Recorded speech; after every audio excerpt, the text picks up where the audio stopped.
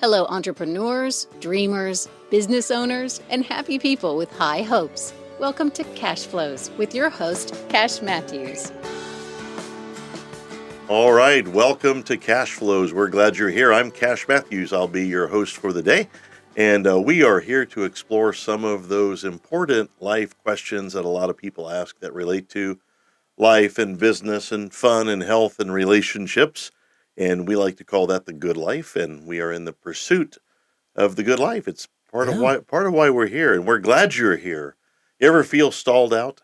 Sometimes. And, I think a lot of people get stalled out and stranded and kind of like they're walking through mud and they just wish they had somebody they could maybe copy part of their life off of. And I got busted in the third grade for copying off my neighbor. I was told that it was wrong to copy off of somebody. But I found out later in life that was a good attribute, that you could copy off your neighbor and maybe make life a little bit better. Yeah. So that's part of what we're here for. If you've been stranded before, you're going to love Cashflows. We invite local entrepreneurs and national entrepreneurs and people of influence that have done a thing. A lot of people go through life and they don't do the thing. They think about doing the thing. And our philosophy here is fire, aim, ready. And too many people, Kenneth, they just get stuck in the aiming portion. Oh, yeah. And, the old philosophy of ready, aim, aim, aim doesn't really work that well. So we try to get people to take action. And we bring entrepreneurs and leaders together in one spot where you can learn from those who have fired. Yep. And some of us got here because we've been fired. That's also true. That's part of how it happens, right? So anyway, we like to learn from those who've run the race before us. And we call that cash flow. So we call that fire, aim, ready. And with that, let me introduce my co-conspirator in all these fun things.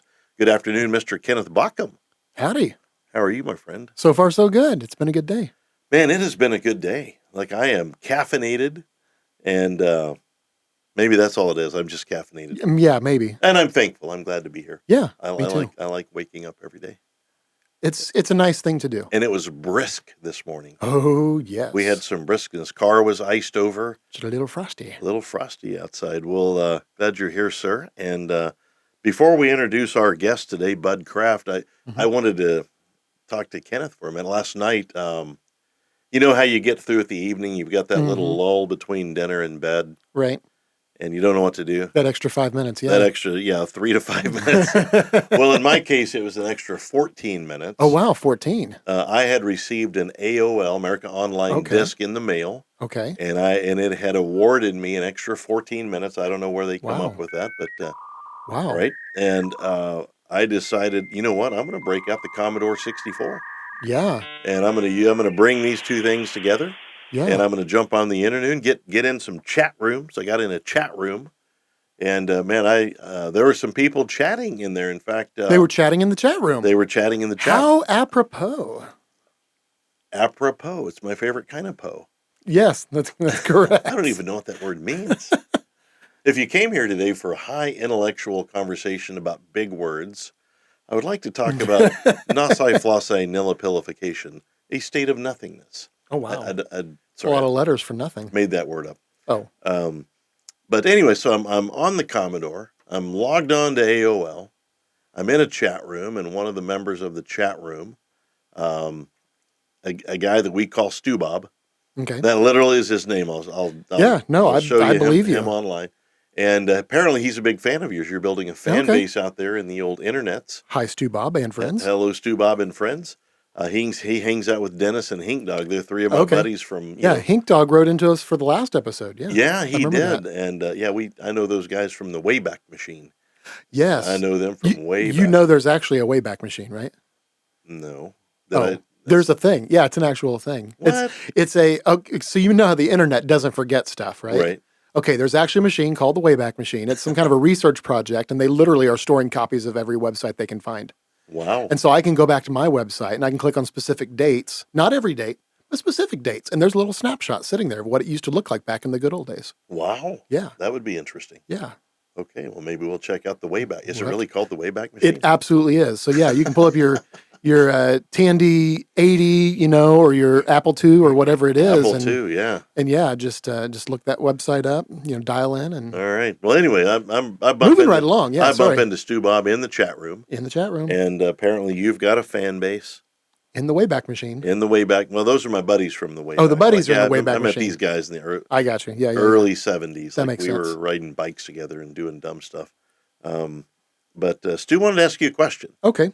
And apparently he's a fan, wants to know a little bit more about you. And I wrote it down. I've got it right here. Yeah. And here's his question. Hey, Mr. Kenneth, what's a guy like you doing in a nice place like this? Seems like a very common question. Yeah, no, it is. It's a common question. And things change often. I'm actually doing some research today. Yeah. Oh, tell us. Yep. I'm a freelance dream analyst. So I actually just had a nap for research. Wow. So, yeah. Like, wait a minute. A nap could technically be tax deductible? In this case, yes. Now, this is not tax advice. You should definitely consult your professional, but it's possible. Right. Yeah, under the right circumstances. Okay, well, we need to talk to Desi Alejandra at DesiTax. Yeah. .com, Desi Service, Desi Tax Desi Tax Services. Yeah, we had her as a guest on here. Yeah. And we'll have to ask her if taking a nap in your world is tax deductible. She probably gave us that website address too, and I don't have it in front of me. I'll have to ask her. Well, as a guy who forgets things every so often. Wait, what was I going to say next? All right, our guest today is Mr. Bud Craft. We're glad to have Bud in the audience. He is the founder of Rustic Grain Woodwork, rusticgrainwoodwork.com, Rustic Grain Woodwork Company, here in the Tulsa metro area. Mr. Bud Craft, welcome to the show. Thanks. We're glad to be here. We are glad to have you. Before we dig into you and your business and the success you've had, we want to know, like, we met you through this thing called the B.O.N.G. Correct. Tell us a little bit about your experience with the B.O.N.G. and the B.O.N.G. group and how you found it. Give us a moment on that. Okay, so I was invited by some other fellow entrepreneurs, right? And it was in a year and a half ago. So yeah, that sounds about right. Been in about 18, 19 months. That makes you one of the early guys. I was. When I joined the website or the Facebook page, there was less than 1,000 people. Whoa. Yeah, and so I was one of the early, I guess, people, but one of the early adopters. We thank you for that. But that's okay. And so been there ever since. I've attended. I'm one of those analytical guys. I in my career, I was an IT analyst. Oh, okay. I have a bad habit of taking that home because like if the street says the road is not working, go left because that's the only throughway. I'll say, well, what happens if you go right? And go check that out, yeah. Because it's one of those when you're an IT guy, everything is either one way or another. So I have a bad habit of that. But anyway, so I came and I've been to about 34 events and yeah, you've been to a bunch of the events and the coffees and all of that. And so stuff. it's all been good. Met a lot of people, and so it's always fun.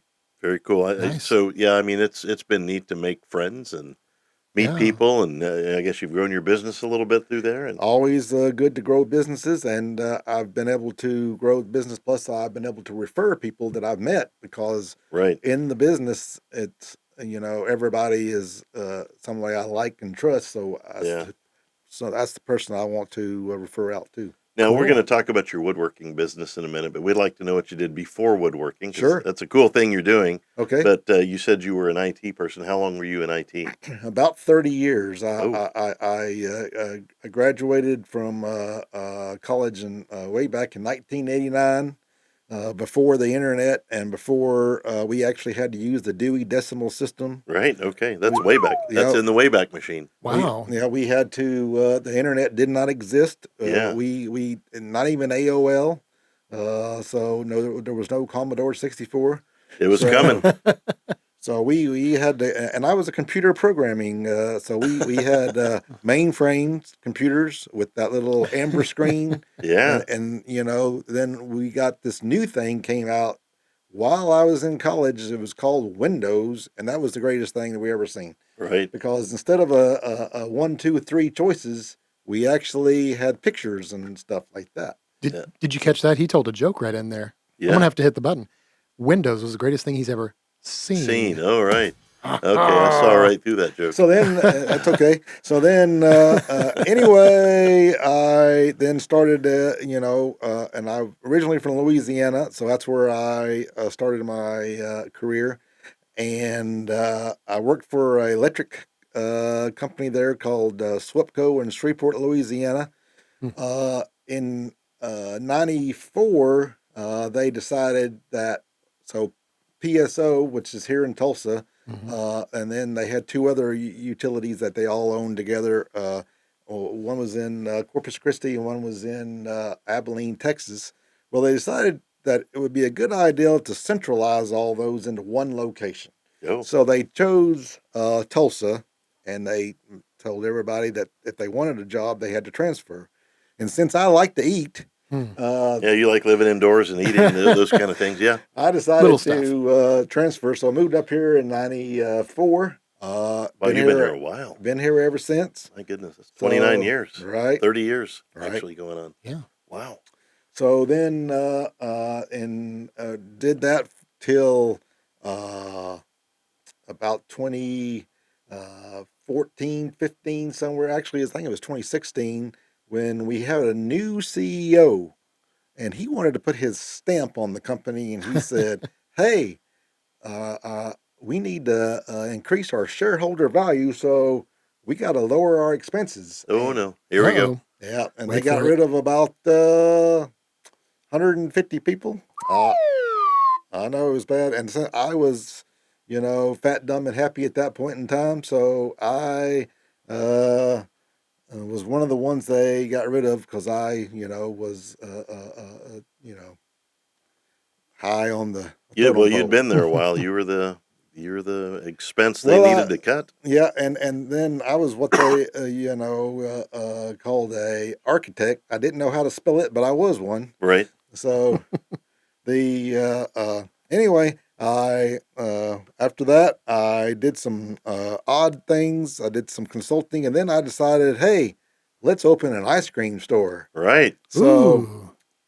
so we opened up a store in Jinx that's still there today at First and Main, and we did that for a couple of years. But then I decided that maybe retail wasn't for me because I was trying to run it by myself, and I was having trouble getting people to work and all that kind of stuff. Sure. They had teenagers and college people, and then suddenly they couldn't come in because their hair was wet. So it was just all kinds of stuff. So we found a buyer for that, and they are still operating it today successfully. So Right. we were happy about that. And I just kind of went off into my land. COVID hit, and while that was going on, I had to do some stuff, and I decided that woodworking was a good Right. thing to do. Now, is that something you'd done as a kid or just a hobby? How'd you come upon woodworking? Well, when you're an IT guy, and especially if running multi-million-dollar projects, it's pretty stressful sometimes. Yeah. And I would come home, and woodworking was kind of like a release. Oh, yeah. So it was kind of like a way to get off into your own world. No one's going to bother you. You can saw, you can make sawdust, you can do all this stuff. It's fun. Yeah. And at the end, you build something that you're proud of, and you'd be surprised how many. Once you build one time, your wife says, "Hey, I found this on Pinterest. Can you build one of those?" Nice. And I say, "Sure." Next thing you know, I've done completed 10 or 12 projects. I got woodworking stuff all over the house. Right. But it's fun and much cheaper than going out to get that same thing at a store or whatever. I'm amazed by people who can do those kinds of things, and they can join wood boards at the corners and do molding and build things and build. I can't do any of that. Yeah. That's probably not that I've ever tried, but when I watch it, I'm amazed by it. Are Yeah. you any good with those things? I'm pretty decent with a sawzall, just making some crude cuts and hammering or nailing something together. I think for me, woodworking, like the part that I admire about other people that I sort of would want to do for myself, except that I just like watching other people, is like matching up wood grains and like making changes and things Uh-huh. like that disappear. Like, ooh, Yeah. this looks like one solid piece, and maybe it's actually not. Okay. It's kind of that. Anyway, it's cool. Yeah, Well, I'm amazed by people that have that creative or Yeah, genetic that skill. leaning because well, woodworking I have none of it. it's a you basically it's like putting together a puzzle. You just do it one part at a Hmm. time, and it just sort of builds on each other, and pretty soon you're done. It's kind of like that, famous philosopher once said, how do you eat a elephant? And they said one bite at a time. Right? How to There eat it an is. elephant? Sautéed butter, garlic, my favorite. Oh my goodness. Okay. Well, we've had a chef on the show, and that was on my brain. So, what about when you were young? Like, so what kind of impact? Well, You did things when were you doing woodwork as a young child or as a kid? no, but my dad, which was my greatest, would be the person that influenced me the most. Right. Mhm. He was a jack of all trades. Okay. He could build houses.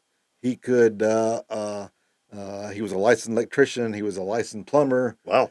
So Cool. any time that I needed to know anything about the house, I'd always call him and say, "Hey, uh, what do I do about this?" And he always had an answer. Right. It was always, well, if you and he would draw it out and say, "Do this, do this, do this." Now, he passed away about 9 years ago, Right. but at the same time, that in my entire life, he was always somebody I could count on Right. to answer all the questions that I had, and he always had an answer for those. Yeah, it's always good. My stepdad was that guy for me, and we sure Hmm. do miss him. Um, and anytime I had some kind of a question, he was the guy that I would go to. Like, hey, how do you unscrew this light bulb thingy? And that's where I learned righty tighty, lefty loosey. Hey, there you go. Yeah. The, So the, the funny thing was that one of the things I've told my kids was, when you're 25, you get out of college and you know it all. It is you are God's grace to mankind. You right, think, men of and genius. and you say, so you ask your dad, what he tells you what you're supposed to do, and then you say that wasn't what I wanted to do, so you do something different. Right. Well, when I was about 30, 33 years old, I started looking back and I thought, hey, uh, he told me to do this. I did something else. I was wrong. He told me to do this. I did something else. I was wrong. I got to thinking, there's not one time that he was wrong. Wow. So I thought, well, then what am I doing? I'm putting too much stress on myself making all these adult decisions. I should just ask him and do what he says since he's never been wrong. That's what I started doing, and life was pretty good after that. Right. Okay. So, well, I always say it's amazing how much smarter my dad got by the time I was 40. You know, I think that's a cool story. So I'm guessing then that your dad was one of the most influential people in your life. That is correct. Yeah. Yeah. So Yeah, and I think a lot of dads are that, sometimes in a good way and a bad way. But Yeah. no, what he was his career just like a well, no, handyman? no. He actually he was a minister. Okay, He was a minister of the gospel. He actually did that for about 48 years, and all these other things was something that he did as a side. right. Mm. But he started 4 or 5 churches. He went to Alaska several times. Wow. We was up there, so I could tell you more stories about that, but we don't have time. But Oh, we yeah, got so 4 hours. We're Yeah, good. yeah, yeah, okay. yeah. So anyway, I We traveled a lot when I was a kid. So it was an interesting situation. You got to go to Alaska as a kid. That's pretty. I was 14 before I left Oklahoma. Yeah. Oh yeah. Yeah, we didn't go anywhere. Well, Alaska was somewhere where when you're a kid you don't know any better, but then once you get old enough to realize you don't want to do that because like it gets dark at 3 o'clock in the afternoon, gets daylight about 11 o'clock in the morning. You don't have much sunlight in the wintertime. Hmm. You have 10 or 12 foot of snow. It starts snowing in October, don't end until May. And Yeah, I you had think, somebody. They went, "Oh yeah, in Alaska it gets dark right around October and then lightens up in March." Or they gave yeah, me some like Yeah. I don't know I don't know if that's even And true or not. there's times of that the is year that very it's true. light all day long, And all around opposite, the clock. yeah, in the summertime, it will not get dark at all except for like 2 hours in like the middle of the night. And Wow, then Yeah. they do baseball games starting at midnight and stuff like that. I don't know. It's true. Did Tennessee what Arkansas? I don't know, but Alaska. Wow. But in the wintertime, though, it's just kind of a bad deal. It's Yeah. just, Well, I so, mean, what a cool upbringing though, and yep, you got to be there as a kid, and right. yeah, that's a different kind of schooling that kids are lucky to get. So you're in IT, the job gets axed, you enjoy woodworking, Right. but how do you turn it into a career? Like when did it start? When did you realize, you know what, I can build these things Right. and make money from them? How did that progress? Well, so once COVID was kind of winding down or whatever, and I needed to, find something other thing to do. My wife had a good idea. She says, you done built all these things around here. You're good at it. Maybe you ought to try to do this, full time. So I did several iterations of things, and finally, you just try different things and see what kind of like a focus group kind of thing, and Yeah. Hmm. and then people seem to like them. And I always say, as long as I keep buying them, I'll keep making them. So do you have a specialty? What's the one? Well, What do you make the most of? I right now I'm making the most of charcuterie boards, cutting boards, and serving trays, that kind of thing that I can engrave on. Oh, okay. People Hmm. like to do a laser engraving, Right. and they Oh. they they they like that because you can put uh, any kind of message on there, but mostly it's for like client gifts, for like closing Right. gifts, for like Right. realtors or Right. mortgage bankers, or anybody that wants to make an impression that says, "Hey, thanks for being my customer. Here Right. is something." So a cutting board, and it'll have laser engraved, maybe a recipe or their name or their. I've done all kinds of. I've done recipes. I've done sayings. I've done uh, uh, all kinds of quotes. I've done their logo. Right. I've done. Hmm. I saw can laser engrave on leather patches that you can put on a hat. Well, let's talk about that.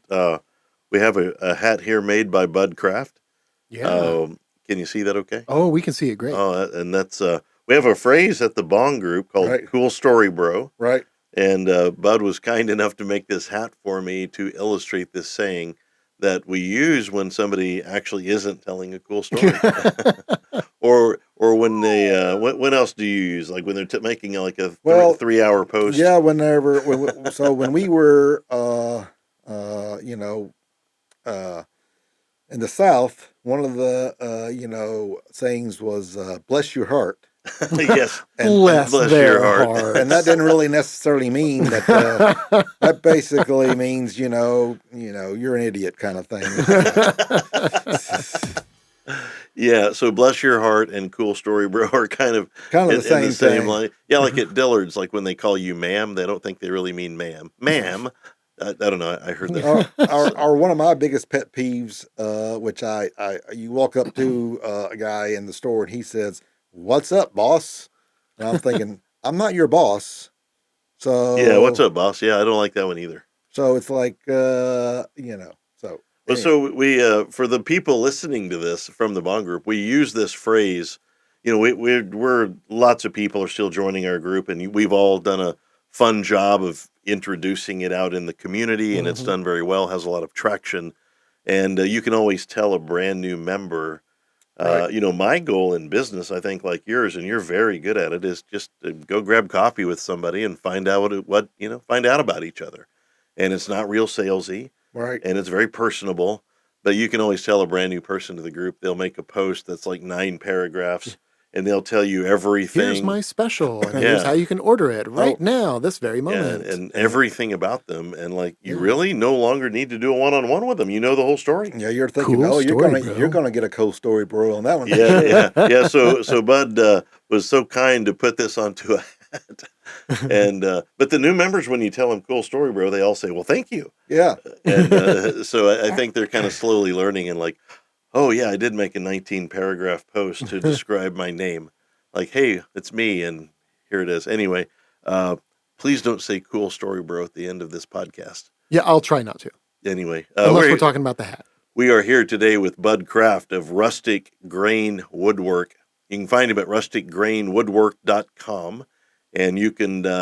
His company is Rustic Grain Woodwork Company. Right. Right. Okay. Mhm. And before we come back to Bud, we're having a good time talking about woodworking and hats.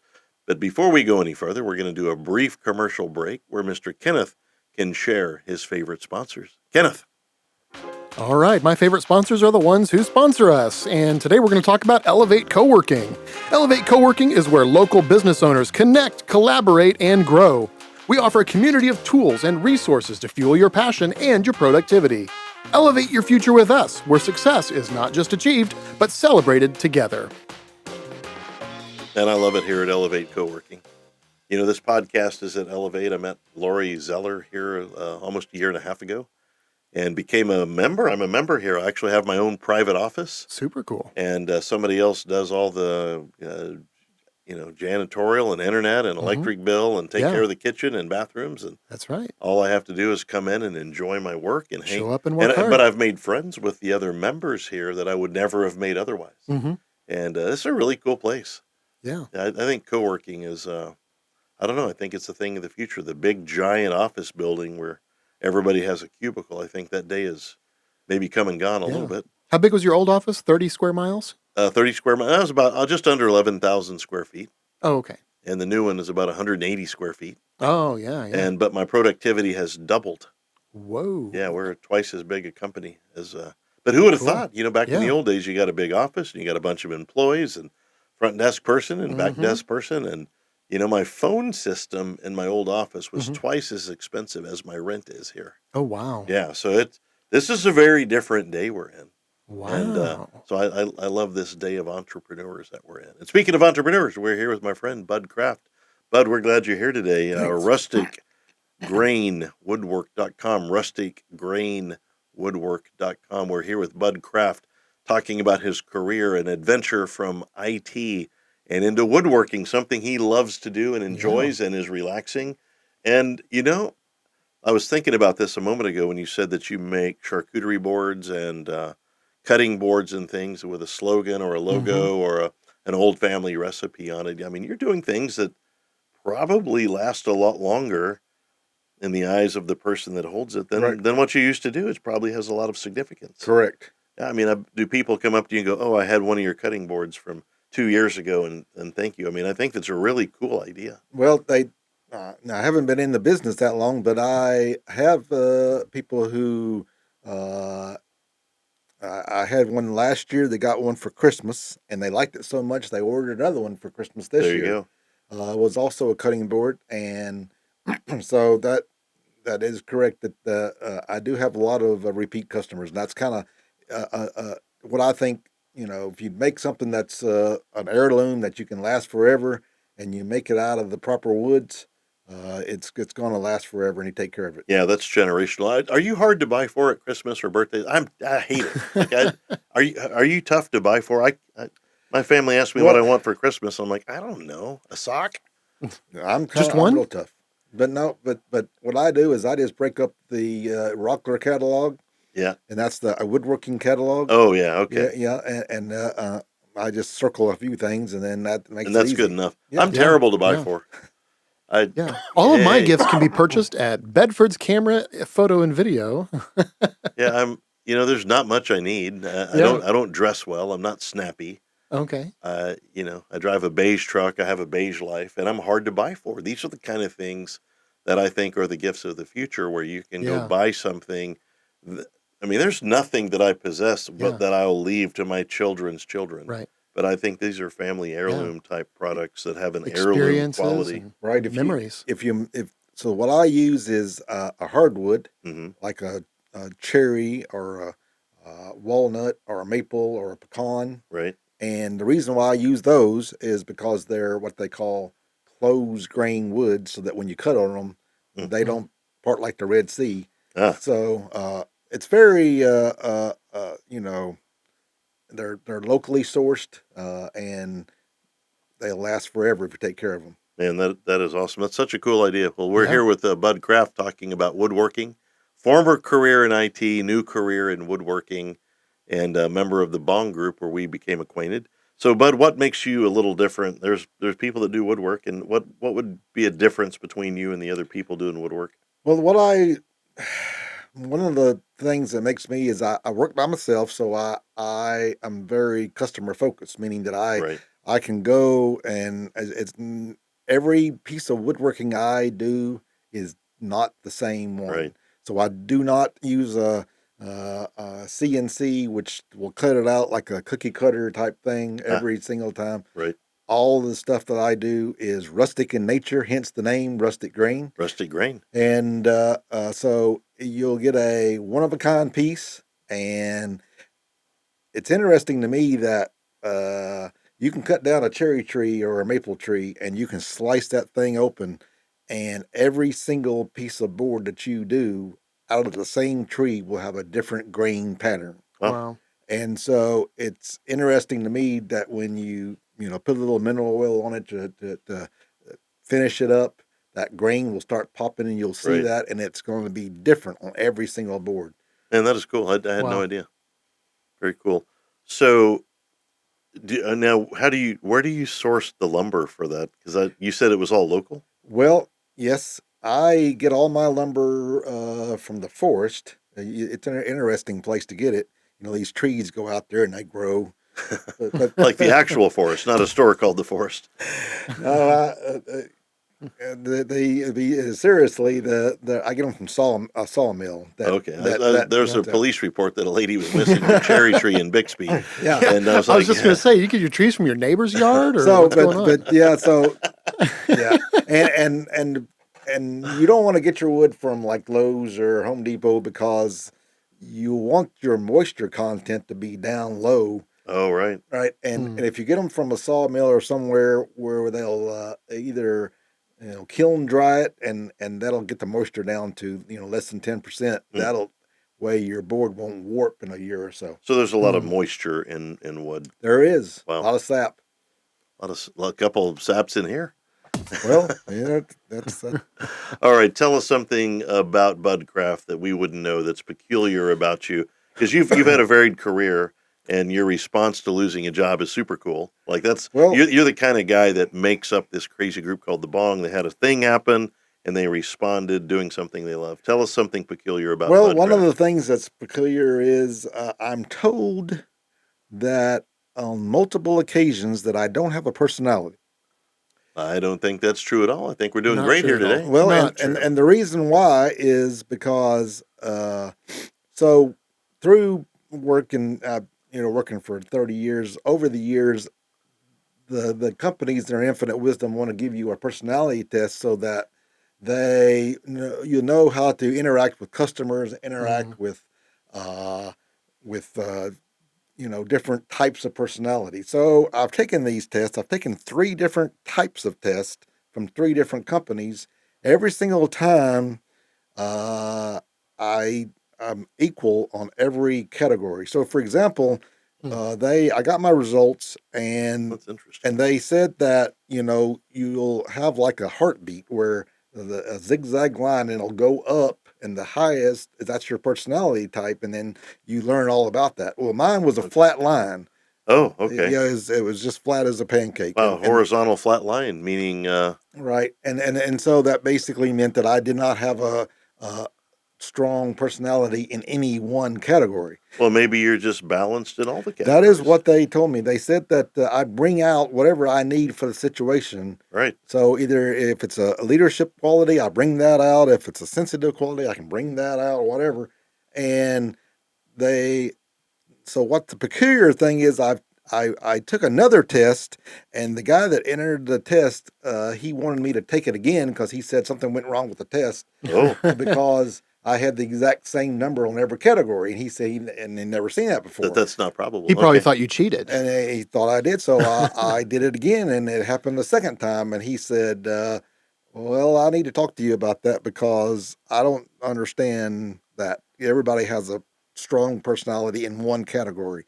And so I would just, started talking to him about, well, my dad was a minister. I traveled a lot. I had to make friends. I didn't stay at one place one time, so I had to adapt and get over things. And he said, Right. well, that probably was what caused you to have no personality trait. In other words, you basically Yeah. you're equal in a lot of different categories. Well, that is an Cool. interesting thing, but I've known you, we're going on 2 years, 18, 19 Right. months. You're a fun guy to be around. Thanks. Yeah. Like you're very like we had coffee and you're conversational and you have fun and you've Thanks. got a funny sense of humor like a lot of us do. Well, that's I appreciate that. I think I have a personality, and I think everything is good. I get along with people. I did Yeah. when I was working. I had I was in leadership for 12 or 14 years. Everybody respected and liked me, but the it was just I can't pass the test. Some of my best friends are from Louisiana and that's where you grew up. Right. Yeah, it could be that. Maybe you have to have a different test for Louisiana. It could be. I don't know. But I think you're delightful. Oh, thank you. Yeah, and I love what you're doing in business. So what is it about woodworking that like is the number one thing? What do you enjoy the most about what you're doing right now? Well, what I kind of enjoyed the most is, like I was mentioning before, you take a board. It once was in the forest, Right. and it's rough, and you can plane that board. You can sand that. You can attach it to several other ones, and you can take a whole scrap full of boards that no one knows what to do with, and you can make it into a masterpiece that looks just fantastic. Wow. And that and with the grain pattern that comes out of the various boards I use, like the cherry and the pecan, it's just very satisfying to me that how that I create things at the end and how that design comes out and how it looks at the very end. So I'm always excited at the end to see what it's going to come out to, and then I pass that on to the customer and go to the next one. I like the visual that you created there. That you can take a whole bunch of boards that nobody wants and make a masterpiece out of them. Mhm. Yep, that is correct. I believe there's a life message in that. I think Yeah. I think that's how God maybe treats us as you can make a masterpiece out of anything. Yeah. That's correct. Yeah, that's a great. I think that's a beautiful message. So, Bud, you're an entrepreneur now. You crossed the bridge from employee to entrepreneur. What do you like about being an entrepreneur? Well, like it's kind of a self-reliance is what Yeah. I like. I like being able to not have somebody that has a structure that you have to stay here 9 to 5. You have to wear a certain type of clothing. You have to adhere to these rules. I make my own rules. I'm my own boss. Right. I create what I want to create. I sell it to who I can come to a podcast and do these kind of things during the day. At the same Yeah. time, I can go and create what I need to do. So it's very flexible, and Yeah. that's kind of what I like. I like time freedom, Mhm. and Yeah. doesn't mean we're just completely free to run around, but Yeah. you and I we're locked here in a podcast room with each other, but we Yeah. chose it, We did. and nobody told us we had to do it. That's Hey, right. here's your new suite mate. You have to like Yeah. it. I'm not handcuffed. Yeah, none of us are. Yeah. There's a beauty in that. All right, we are here with Bud Craft with rusticgrainwoodwork.com if you want to go take a look at what he does. And Christmas is just around the corner, another 342 days or whatever. Correct. Ish. I don't know. Plus or minus. I don't know the right number, but what a great gift somebody could give by using a custom made heirloom Right. quality gift. Art. And And if, like I said, if you need a client gift or a lot of client gifts, Yeah. and you want to impress your people, Yeah. then they can put your logo on that, and they can every time they see it, they can think of that they person. think about you. Yeah. That's exactly right. And then don't tell them how many referrals you'll get from people looking at that and going, Hey, yeah, "Ooh, that's a pretty cool thing. I like the person that gave me this must really you know like the business that I created, and so I want to give them more business." Yeah, very cool. Well, Bud, we're at the end of our show. You want to give us a golden nugget that our entrepreneurs and people might want to take with them? Well, I have a nugget that is not necessarily for entrepreneurs, but it's more about life in general. Well, let's bring it. Let's go. So, uh, have you ever noticed that burglars do not worry about robbing an empty house? Oh, I had not thought of that. So if you're doing great things and you come along, well, then you're just gonna the the enemy or the devil is gonna just leave you alone. Right. But if you're doing great things, then he might try to bother you because he Hmm. won't bother you if you got an empty house. Yeah, I like that. Yeah. I think that's a great analogy. We all believe a certain way, or not all of us, but a lot of us believe in a certain way. And I've been a big believer that, and it's part of this show's core, is that God doesn't need to steer a parked car. Yeah. And a lot of us pray and hope and wish for things, and those things seem to happen more when you take action. And we're very glad that you took action on your store, on your shop. We're here with Bud Craft, rusticgrainwoodwork.com. Kenneth, you ready to wrap this one up? Let's do it. Another one for the record books. For the record Bud, thank books. you very much for Thank being you. here. That's a wrap for today. We are thankful for our guests, our sponsors. We're thankful to live in this country where we can come and speak freely to the best of our ability. Yeah. And it is a crazy world out there, and a lot of people are just trying to keep it together one more day. And we hope that these things that you learn from these entrepreneurs and these leaders in our communities maybe can just give you a little bit more traction to take the next step. And we hope that's the case. So for today, let's be nice to each other. Let's love one another. And more importantly, today, here's a special challenge for those of you listening.